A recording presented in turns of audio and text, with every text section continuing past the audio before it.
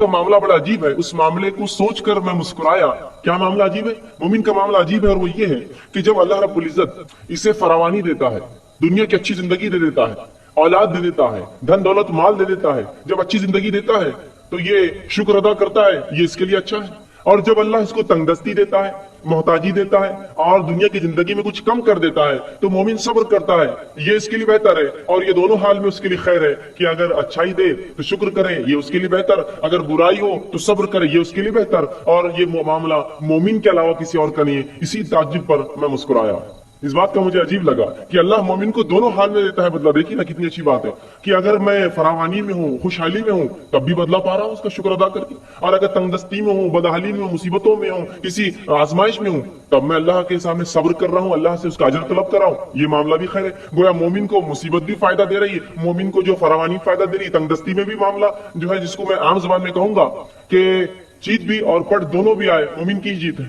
برے حالات آئے تو بھی اس کو فائدہ، اچھے حالات آئے تو بھی اس کو فائدہ۔ شکر ادا کرے اچھے حالت میں، اللہ بدلہ دے گا، صبر کرے برے حالت میں، اللہ بدلہ دے گا۔ تو مومن کا معاملہ عجیب ہے، رسول اللہ نے فرمایا۔ اور یہ معاملہ آپ نے حدیث میں فرمایا صرف اور صرف مومن کا ہے، مومن کے علاوہ یہ معاملہ کسی کا بھی نہیں، یاد رکھیے، کسی اور کا نہیں ہے مسئلہ، صرف ہمارا معاملہ ہے جو ایمان کا دعویٰ کرتے ہیں، دونوں حال میں خوش ہوتے ہیں، دونوں حال میں بدلہ پاتے ہیں۔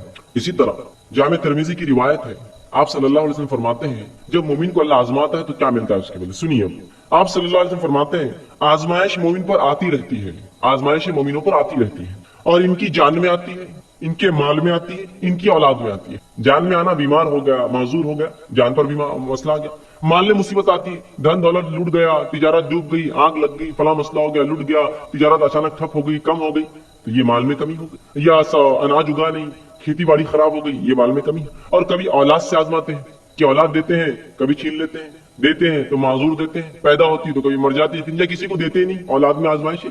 تو مومن کو اللہ رب العزت آزمائشتا ہے، اس کے جان میں، اس کے مال میں، اس کی اولاد میں۔ اور اللہ کے رسول آگے فرماتے ہیں حتیٰ کہ جب وہ اللہ سے ملتا ہے، اللہ اس کو آزماتا رہتا ہے پوری دنیا میں، حتیٰ کہ جب اپنے رب سے ملتا ہے تو اس پر کوئی گناہ باقی نہیں رہتا، سب کا اس کو دنیا کے اندر سے گناہوں کا بدلہ مل جاتا ہے۔ سمجھ رہے ہیں بات کو؟ تو گویا اگر مومن پر کوئی آزمائش آتی ہے تو اس آزمائش کے عوض اس کے گناہ جھڑ جاتے ہیں، گناہ کم ہو جاتے ہیں۔ اور نبی اکرم صلی اللہ علیہ وسلم نے حدیث میں بیان کر فرمایا اگر مومن کو کانٹا بھی چبھتا ہے تو اس کا بھی اجر لکھا جاتا ہے، اس کے گناہ معاف ہوتے ہیں۔ سبحان اللہ، تکلیف میں اٹھا رہا ہوں، اس کا بھی بدلہ پاتا ہوں۔ آپ ایک مرتبہ باہر نکلے صحابہ کے ساتھ فجر کی نماز کے بعد، ایک جھاڑ تھا سامنے، جو سردی کا موسم تھا اور پتے اس کے سوکھ چکے تھے، جھڑ تھا وہ۔ آپ آئے، صحابہ آپ کے ساتھ، کہ آپ نے اس جھاڑ کو پکڑ کر ہلایا۔ جب جھاڑ کو ہلایا تو کچھ پتیاں گرنے لگی جو کہ سوکھ چکی تھی۔ نبی اکرم صلی اللہ علیہ وسلم فرمایا جب تم میں سے کوئی شخص بخار میں مبتلا ہو جاتا ہے، بیمار ہو جاتا ہے، بالخصوص بخار آتا ہے جسمانی، تو اس کے گناہ ایسے ہی جھڑتے ہیں جیسے جھاڑ کے پتے میرے ہلانے سے جھڑے ہیں۔ سبحان اللہ، دیکھیے تکلیف آزمائش ہے، آزمائش پہ صبر کر رہا ہے تو بدلہ بھی پا رہا ہے، اور اس حد تک بدلہ ملتا ہے کہ جامع ترمذی کی روایت کے مطابق مومن آزمایا جاتا ہے اس کے مال میں، اس کی دولت کے اندر، اس کی جان کے اندر، اس کی اولاد میں، حتیٰ کہ جب اپنے رب سے اس کی ملاقات ہوتی ہے موت کے بعد تو تب گناہوں سے بری ہوتا ہے، گناہوں سے پاک ہوتا ہے۔ اور ظاہر سی بات ہے جب انسان گناہوں سے پاک ہوگا تو اس کا ٹھکانہ میں سمجھتا ہوں سب جانتے جنت کے علاوہ کچھ نہیں ہو سکتا ہے۔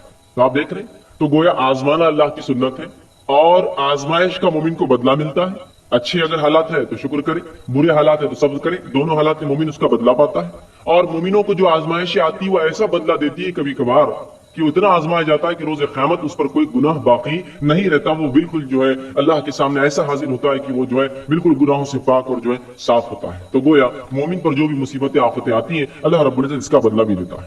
اب اللہ رب العزت کس کو آزماتا ہے یہ بات بھی اب جان لیں۔ کبھی کبھار ہوتا ہے اگر کوئی آزمائش میں مبتلا ہو جاتا ہم کہتے ہیں ہاں بڑا بات کر رہا تھا، دین کی بڑی بات کر رہا تھا، فلاں دیکھو پھنس گئے نا، دیکھو مصیبت آئی نا۔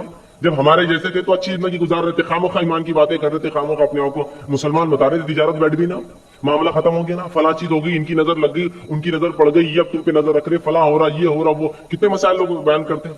اب آئیے سنیے اللہ کس کو آزماتا ہے، تو اللہ رب العزت یاد رکھیے صرف انہی کو آزماتا ہے جن سے وہ محبت کرتا ہے۔ یاد رکھیے اللہ انہی کو آزماتا ہے جن سے وہ محبت کرتا ہے۔